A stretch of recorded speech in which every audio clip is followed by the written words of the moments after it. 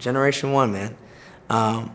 The prompt and the thing that like God has really been giving me specifically, but all of us, quite honestly, in our conversations has been the topic of like God can use you.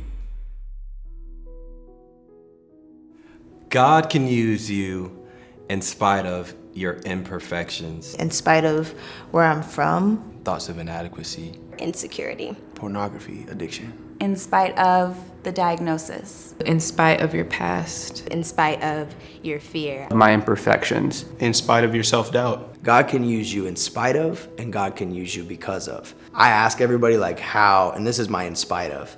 I was like, how's it feeling? Like, what do you guys think? Like, you think this is gonna work? Like, do you think people will like this? Does it make sense to you? And I'm really asking because I struggle with thoughts of inadequacy. I struggle with feeling like I'm not good enough sometimes. Rejection, I don't know if you've ever felt like you've been rejected. I sometimes feel like even if someone's not rejecting me, sometimes I can perceive things as like rejection. I wasn't supposed to make it this far. Some of my family didn't make it this far. My brother didn't make it this far, and my cousins didn't make it this far. In spite of my circumstance, in spite of my zip code, I'm still here. I can still share a story.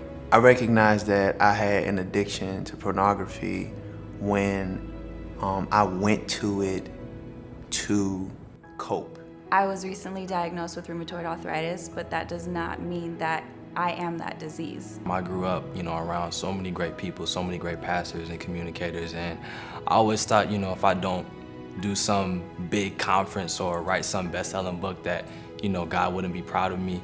And for the first time ever, about 2 weeks ago now, I felt the presence of God tell me that he was proud of me. I know for me, my light was dimmed for a while, and you go through certain things in life and they make you doubt yourself. Sometimes they even make you doubt God. I'm coming to realize that I doubt myself more than I thought I did. I don't see myself as well as I should. I don't believe in myself as well as I should. And God still chooses to use me. I think that God is after the one and he will leave the 99 to go after you. Not only can he use you, but he wants to use you because your imperfections create a story that many people around you can relate to. God can use you in spite of your fear, even if your voice shakes, even if you're nervous, even if your leg shakes, even if you throw up beforehand. God can use you in spite of your fear, in spite of fear of inadequacy, in spite of fear of stumbling over your words. No matter what your fear may be, God can still use you. God will use people's darkest moments, darkest places, so that they can pastor and teach and support and guide so many other people. There were moments where I felt not good enough. I was in an abusive relationship for 3 years, and it really can really take a lot out of you. And trying to come back from that without God is almost impossible. When you are completely depleted of all of your ego and all of your pride and all of the, oh, I can do this, I have this talent, I have this personality, I have this look, and you really, really give your all to God and you say, if you don't do this, then there's no way that this can happen, that's when he can use you the most. I'm constantly enlightened by the fact that it's not about my ability or it's not about me and how qualified I am. And that's what oftentimes I go to. Am I the one for this? Am I worthy of this? Am I capable? And God's not looking for any of that. God is looking for somebody who is real, somebody who is authentic, and somebody who will believe in him. And that person is the one that he will use. God can use you because of your light. Everything that he put inside of you, he is so strategic. He's gonna use it all. The heartbreaks, the way you grew up, the way you had trauma, the way that you express yourself, he's going to use you. I have emotions and I don't hide them. If I'm sad, I'm sad. If I'm gonna cry, I'm gonna cry.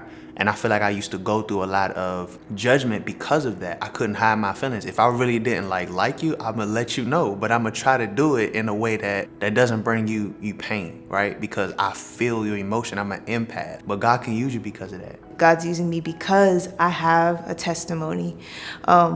because so many people relate to my story. So many people, it's just them and their mom, or they come from a broken home, and they feel like they're inadequate because they don't have the same resources as everyone else. But God's using me because of that. I truly believe there's someone connected to my stories, to other Generation 1 stories that need our voices heard. It took me a while to understand that, you know, you don't have to be perfect. You don't have to be anyone else. What God has for somebody else might not be what he has for you. He might have something better for you. He might have something that looks different.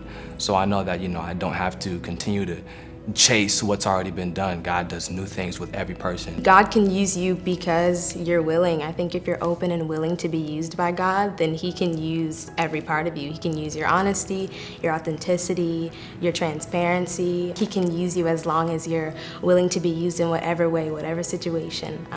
He can use to glorify him, to connect with other people, to let other people know that they're not alone in what they're going through. And God can use you because of your faith and your trust in him. God doesn't ask for you to be the best in the room. He doesn't ask for you to be the most qualified. He can use you because you believe in him. I realized that although I do have this and that and this and that, I really have nothing if I don't have him. That's why God is using me now.